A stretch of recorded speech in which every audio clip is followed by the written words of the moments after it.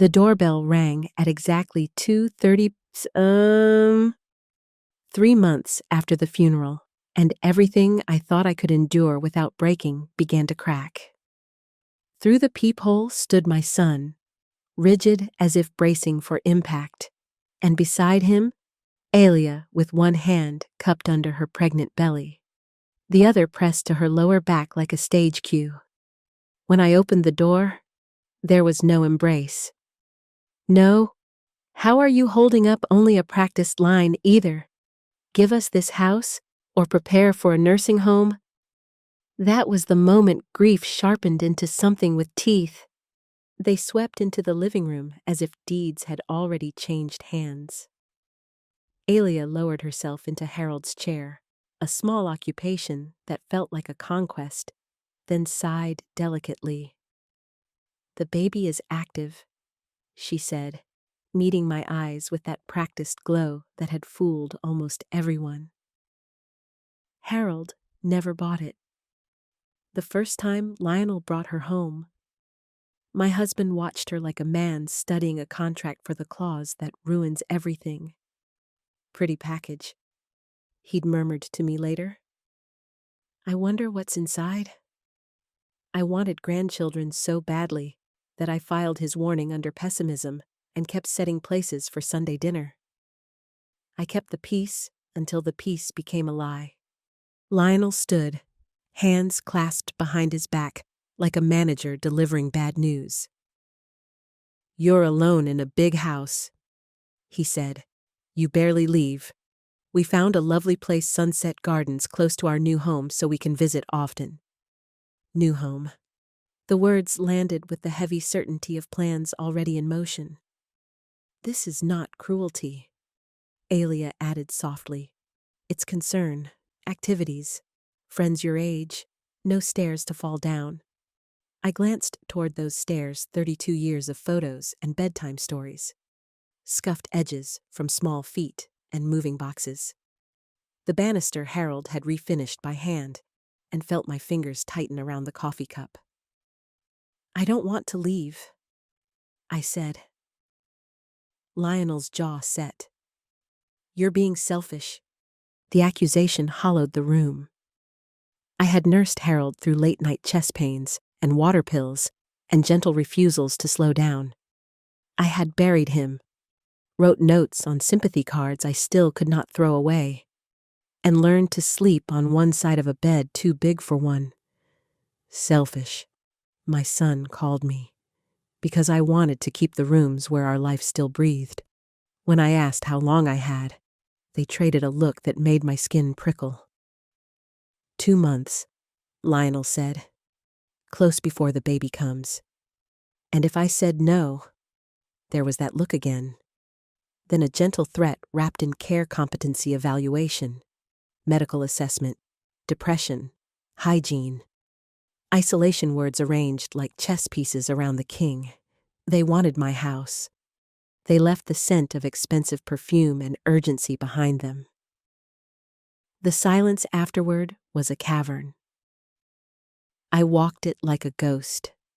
Laying my palm on the paint, Harold and I rolled together, touching the counters where our mornings had been made with coffee and ordinary devotion. Somewhere between the stairs and Lionel's old room, memory turned into clarity. It was a small thing at first, a snag in Alia's timeline, announced pregnant in March, 6 weeks along, complained in May about first trimester nausea. But if she was 6 weeks in March, then May should have been second trimester. And December Christmas Eve, her work emergency calls. The flushed cheeks, the brightness in her eyes that had nothing to do with spreadsheets. Harold's office held his quiet, and a drawer kept his old address book. Hidden among warranty cards and paper clips was the number for Marcus Webb, a private investigator Harold had used when a warehouse clerk skimmed from the till. I dialed with a trembling hand and, in the grainy kindness of Marcus's voice, felt the first plank of a bridge back to myself. "I believe my daughter-in-law is lying." I told him about the baby, about my son, about everything she touches. He listened without interruption, then asked for routine, addresses, the contours of her days. "Let me look," he said. Truth leaves footprints. While he began, I learned to watch. In the glow of Alia's curated life, the captions betrayed their dates. 12 weeks along on March 28th meant an early January conception. An ultrasound labeled 16 weeks on April 15th pushed it back to mid-December. But Lionel had been in Seattle then, hotel receipts, calendar invites, the long texts about delayed flights and vending machine dinners. I took screenshots, not as trophies, but as anchors, and waited for my phone to ring. When it did, late afternoon light lay across Harold's desk like a benediction. "She's visiting a medical building downtown," Marcus said. "Not an obstetrician, not consistently. Psychiatry, internal medicine, cardiology hard to tell from the door. And on Thursdays, when she says yoga, she meets a man, well-dressed, wedding ring, mid-50s, coffee shop on 5th. I went myself the next day, feeling foolish in my morning robe with my hair tied back like a truce with the mirror. Through glass, I watched Alia lean over a small table, laugh with the ease of someone who has stopped pretending, and receive the kind of look a man saves for a woman he will jeopardize himself to keep. His ring flashed when he reached for her hand. That night, Marcus sent crisp photographs and a name, Richard Blackwood. Married, 2 teenage children. Executive at Meridian Financial. A separation filed 6 months earlier. No criminal record, he said, but complications. The kind that leave people paying for the rest of their lives. I printed the images on Harold's old inkjet, the paper curling as it cooled. I lined them up beside the timeline of captions and travel receipts and the list of stairs and counters and seasons Alia had called space, as if she were asking for air instead of erasure. Then I called Marcus again and asked for something uglier: bank records, transfers, anything that smelled like hush money. By morning, guilt had ceded to resolve. I would not let grief be used against me. I would not be pushed out of my own life so that a liar could stage hers in the rooms my husband built. My voice steadied as I spoke into the phone. "Dig deeper," I told Marcus. "She thinks I am a widow who won't fight. Let's teach her to think again." 2 days later, Marcus called again, his voice edged with the kind of urgency that makes your hand tighten on the receiver. He had traced monthly transfers from Richard Blackwood to an account under Alia's maiden name, Morrison. $3,000 on the 15th of every month for 8 months, beginning well before she announced her pregnancy. Alongside the transfers, there were jewelry purchases, dinners at expensive restaurants, a weekend at the Hamptons while Lionel was away on business. The pattern was as clear as it was devastating. This was not just infidelity. It was strategy. Leverage. A woman building her exit with someone else's money. I printed the statements and lined them with the photographs on Harold's desk. Proof multiplied like broken glass. But proof is not the same as conviction, especially when it concerns your own child. Lionel had stood in my living room with a face of stone, accusing me of selfishness, prepared to declare me incompetent. How could I hand him the evidence that his wife was carrying another man's child without shattering him completely? Still, the question wasn't whether to tell, but when. The answer arrived sooner than I expected. On a damp Tuesday morning, Marcus confirmed what my gut had already whispered according to her medical records. Alia was not 28 weeks pregnant, but 32. Conception had happened in early December, when Lionel had been out of state. I thanked him, though my knees buckled as I hung up. Proof had become certainty. That evening, my doorbell rang again. Alia stood alone on the porch, pale and composed, her eyes scanning my house like a predator checking exits. "Lionel doesn't know I'm here," she said as I let her in. She lowered herself onto the sofa, her belly a prop in the performance she no longer bothered to perfect. "You've been asking questions," she said. "You hired a private investigator." Her voice carried no accusation, only acknowledgement. I admitted it, and I told her what we knew: the payments, the man, the timeline that betrayed her. For a moment, silence stretched taut, and then she laughed, a sound brittle enough to snap bone. "You have no idea what you're meddling with," she said, rising awkwardly but with menace in every movement. "Your son is weak. Sweet. Yes, but weak. He can't handle the truth about me, about himself." I pressed her. "What truth?" she told me then with a calm cruelty that froze my blood. Lionel was drowning in gambling debt, $80,000 gone on online bets, credit cards bleeding, loans raided. She had been covering it with Richard's money, buying Lionel's silence and his dependence in one stroke. If I exposed her, she would cut him off and let him collapse under the weight of his shame. When she left, I remained seated for a long time, staring at the empty air she had poisoned. My son in debt, my daughter-in-law a fraud, and a baby perhaps not even ours to claim. The betrayal was complete, but so was the clarity. Harold's voice echoed in my memory. "People like her reveal themselves eventually. You just have to be strong enough to wait." I would not only wait, I would fight. The next morning, Marcus unearthed the final confirmation.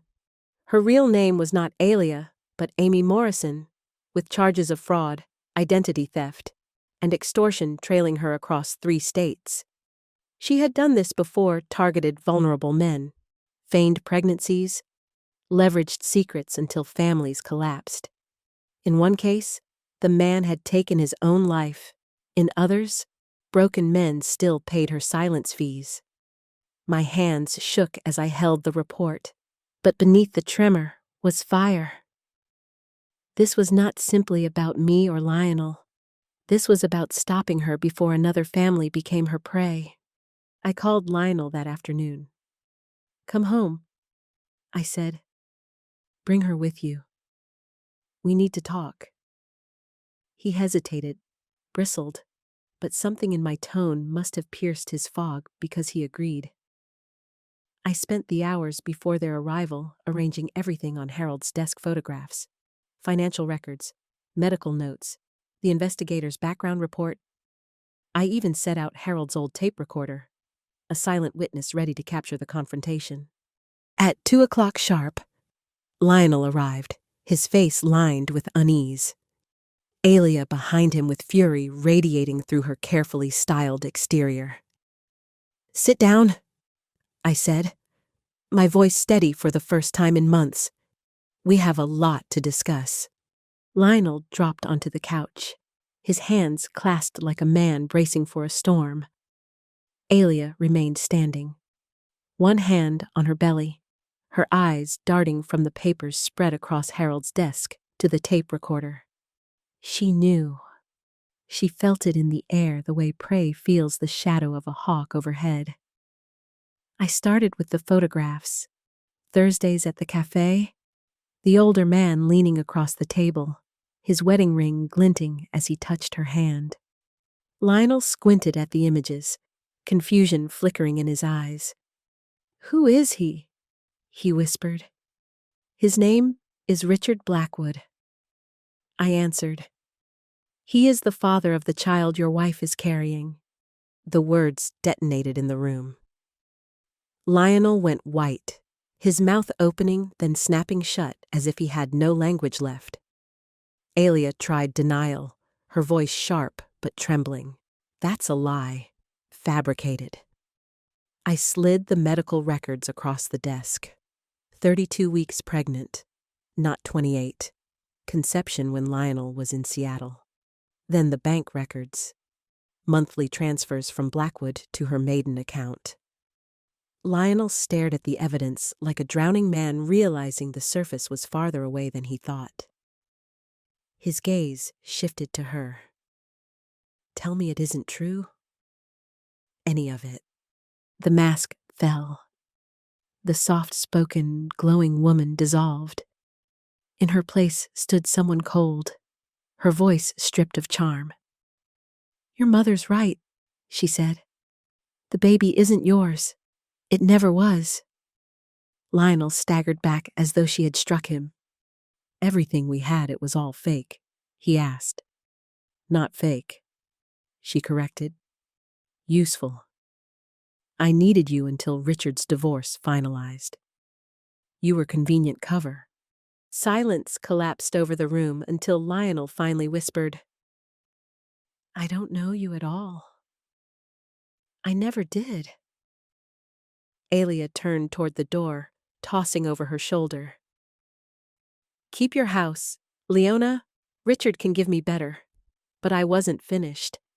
I reminded her that adultery could shift the terms of Richard's divorce settlement, that his wife now had copies of every photograph, bank transfer, and record.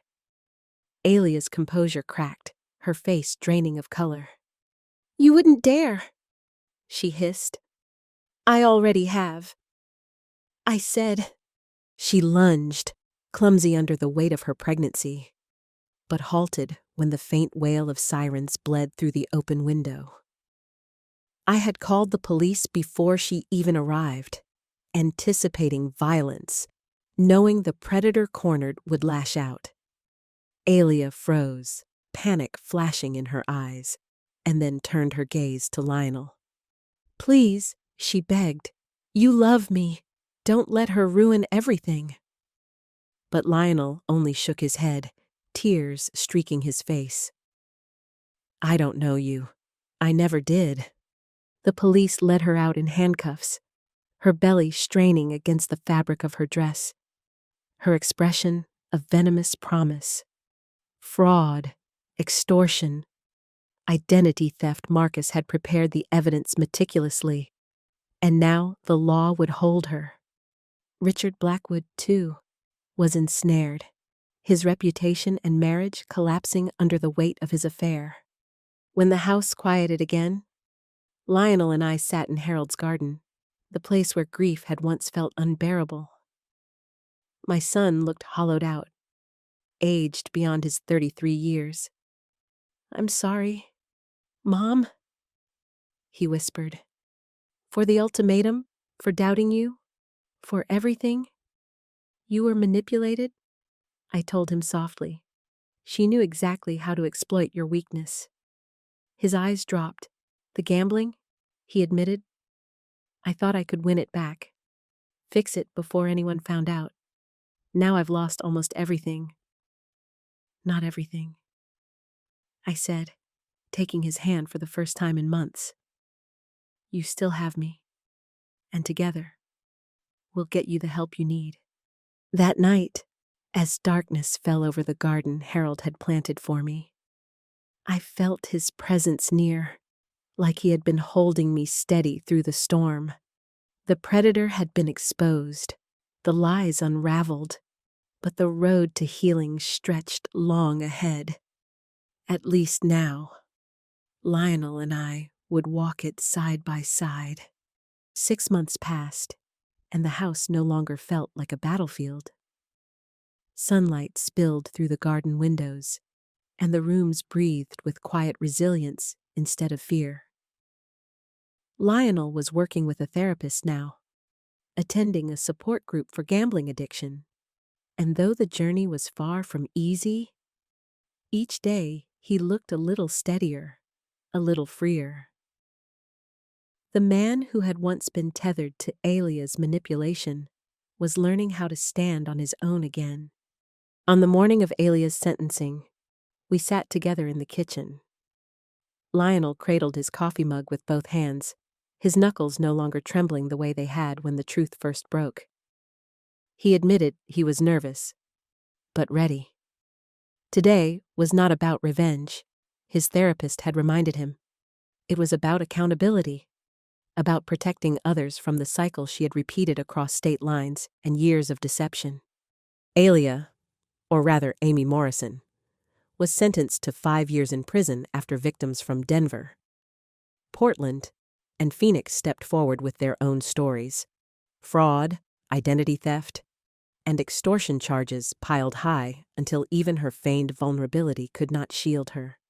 She had given birth to a baby girl 3 months earlier, but custody had been awarded not to her, nor to Richard Blackwood, but to Richard's ex-wife, a woman who, against all odds, had chosen compassion where others might have chosen bitterness. One evening, not long after the sentencing, Marcus Webb came by unexpectedly. He sat in Harold's chair, the same one Alia had once claimed as her throne, and laid a thick folder on the table. The FBI had connected the threads. At least 12 victims across 7 states, spanning 8 years, 12 families she had torn apart, 12 men she had manipulated with promises, pregnancies, and blackmail. One had not survived the shame. The others were still clawing their way back to some semblance of peace. Marcus handed me a letter from one of them, a man named David Martinez. His words were simple but cut deep. I don't know you, but you saved my life. Thank you for having the courage I couldn't find. I wept over that letter, not just for him, but for Harold, for the truth he had seen so clearly, and for the part of me that had doubted my own instincts for too long. Lionel put his arm around my shoulders that night and whispered, "You did that, Mom. You saved them. For the first time in a long time." I believed him. Life did not return to what it had been before Harold died. That life was gone, sealed in memories and photographs and the walls of the house we had built together. But it grew into something else, something steadier. Lionel was offered a promotion that came with travel, and instead of fear, I felt pride. He was rebuilding, piece by piece, and I was beginning to dream again myself. Travel. Harold and I had once planned but postponed Paris in the spring. The coast of Maine in autumn suddenly felt possible. One evening, while the cicadas hummed in the garden, I finally opened a letter Harold had left behind, tucked away in his desk drawer. For Leona, when you need to remember who you are, the envelope said. His handwriting flowed across the page with love and certainty. You are the strongest person I've ever known, not because you never fall, but because you always rise. Trust your instincts. Remember that real love never comes with ultimatums. You will be magnificent. I folded the letter carefully and placed it beside my wedding ring, a treasure of words I would carry with me for the rest of my life. The predator had been caged, the lies unraveled, the threats dissolved. What remained was family, scarred but healing, broken but mending, and a widow who had discovered her strength when others tried to convince her she had none. If you've stayed with me through this story, I want to ask you something. What would you do if you were in my place? Have you ever faced betrayal so deep it nearly stole your breath? Share your thoughts in the comments. I read everyone. And if my story touched you, please like, share, and subscribe so others can find it too. Together, we remind each other that even in the darkest moments, strength can rise, truth can prevail, and love, the real kind, always endures.